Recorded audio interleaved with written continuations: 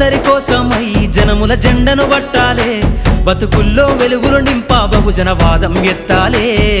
ఎదిగే బిడ్డల చూసి పేదల పొద్దును దలువాలే, ప్రజల దండును గట్టి ఉద్యమ కాగడనెత్తాలే.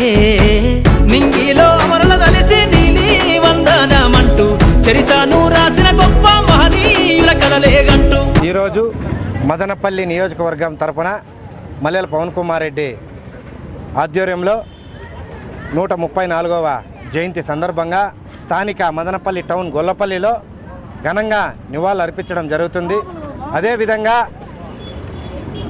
బాబాసాహెబ్ అంబేద్కర్ గారు తొలి న్యాయ శాఖ మంత్రిగా కూడా కాంగ్రెస్ పార్టీలో పనిచేసినారు.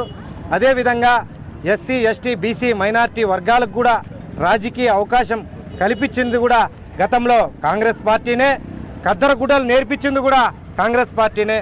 ఇలాంటి కాంగ్రెస్ పార్టీలో బడుగు బలహీన వర్గాలు అందరూ కూడా చేరి 2029లో రాహుల్ గాంధీని ప్రధానమంత్రిగా చేసుకోకపోతే ఈ దేశానికి చాలా ప్రమాదకరం జరిగే అవకాశాలు కూడా ఉన్నాయి.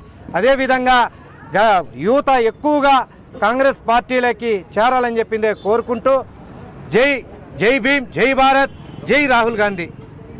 అందరికీ నమస్కారం. నేను రెడ్డి నిగార్ సుల్తానా, మహిళా కాంగ్రెస్ అధ్యక్షురాలు, అన్నమయ్య జిల్లా డిస్ట్రిక్ట్.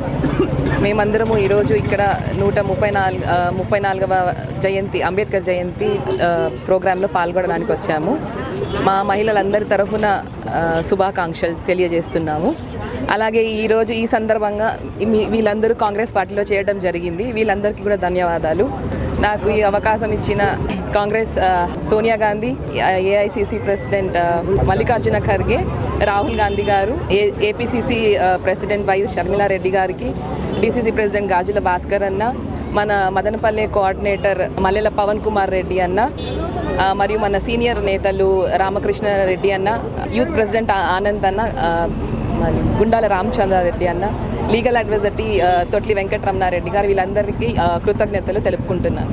Thank you.